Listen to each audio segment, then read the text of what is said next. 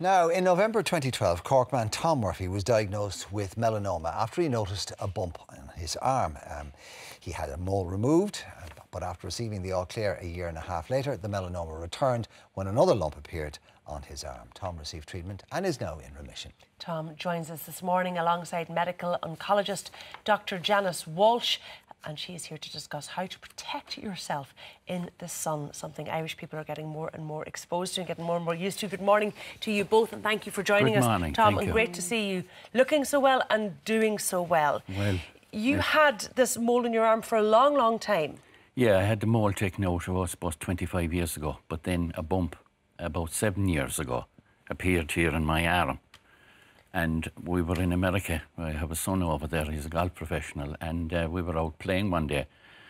And he said to his friend, who was a surgeon, he said, "Dad has a bump there in his arm." So, and was it just like a little lump? Just a lump. A lump, and it wasn't discoloured or anything, or sore? Nothing, absolutely nothing. So, went into his dermatologist colleague, and she said, "That has to come out."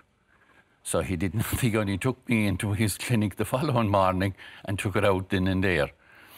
So, it was coming up to Christmas, we came home and I was referred to Professor McCaffrey in the Mater. And I was on interfering for a year and a half. And what did that involve? What did that mean?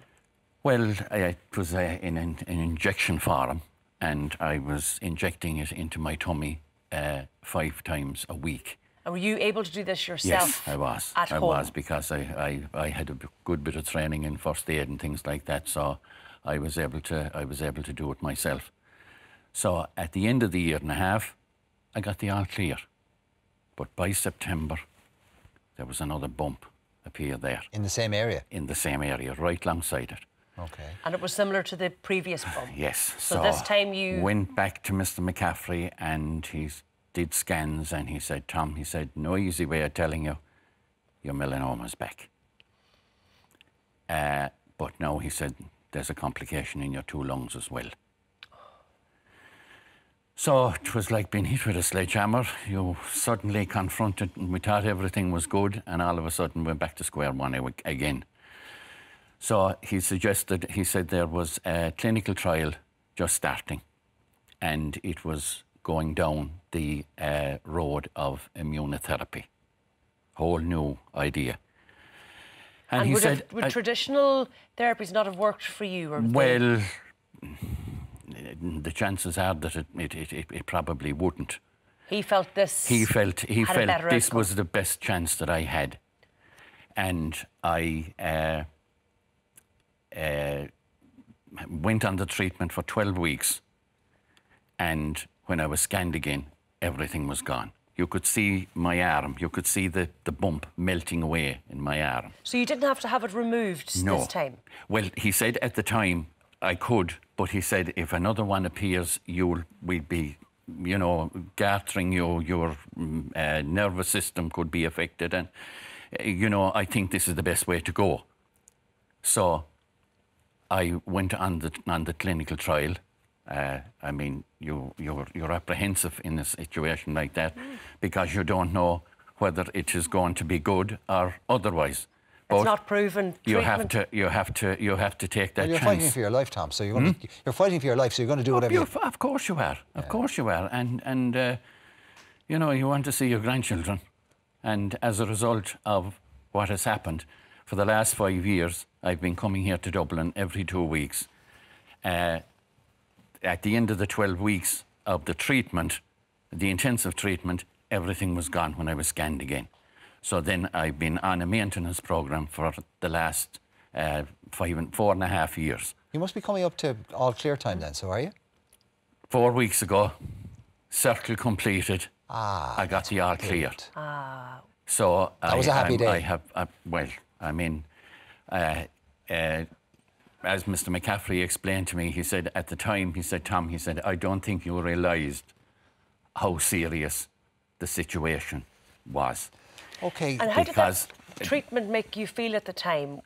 Well, for whatever weird reason, I never had side effects. They don't know why, but whatever this fella down in South Kerry is, whether it's the fresh air down there or what. A good life in Waterville. Is doing it, but I never had side effects.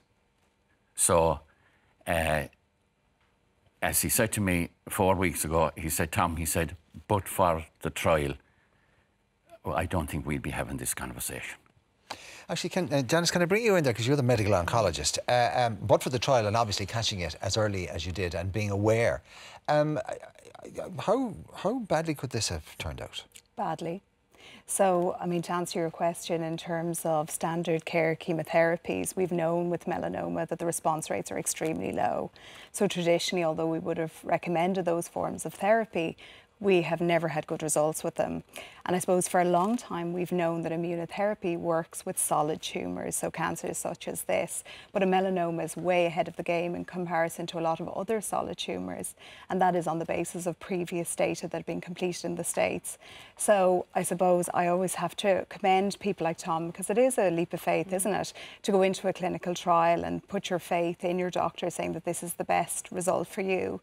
But I mean, there is no question that we have made tremendous strides in the outcomes of patients with metastatic melanoma. And this was stage 4 disease. So what he's talking about, although you talk about that all clear at 5 years, that's a very different scenario. In the setting where somebody is diagnosed with a disease that affects the lung, we talk to those people about the fact that they're dealing with an incurable cancer.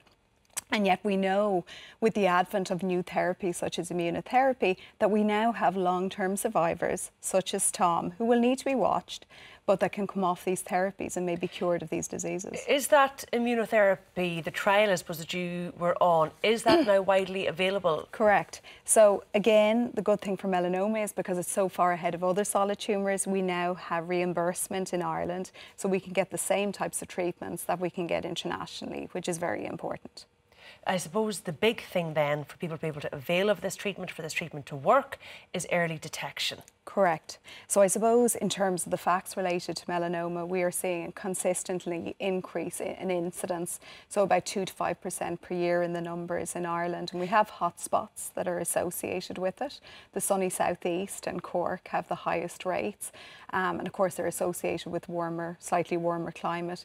There's no question that there's an association with melanoma and other types of skin cancer with sun exposure, accumulative sun exposure, sunburn. So really, I suppose the Mary Keating message is that prevention is better than cure. Let's do everything we can to reduce the likelihood of these kind of things occurring. As an oncologist who specialises in melanoma, when you see weather that like we've had over the last month and the fact that the climatologists tell us that we're going to see more and more and more of this, do you think, dear God, this is going to get so much worse? Well, we are definitely going to have increasing levels of melanoma. I mean, our level is about 1/4 of what we see in Australia, and there's a massive national campaign. When you're down there, you see signs all over the place in terms of the things to do to keep yourself safe. So there's no question that we will see increases in the numbers, and probably at a greater rate than what we're seeing at the moment. I think as an Irish population, we tend to have the idea that heat here isn't like heat abroad, and yet we go to Spain and we slather on the factor 20, 30, etc., but we're grand out in the back garden and let's not do anything. But it is really critically important that the sun cream that we would use away is used here. Would you see the people diagnosed tend to be a little older?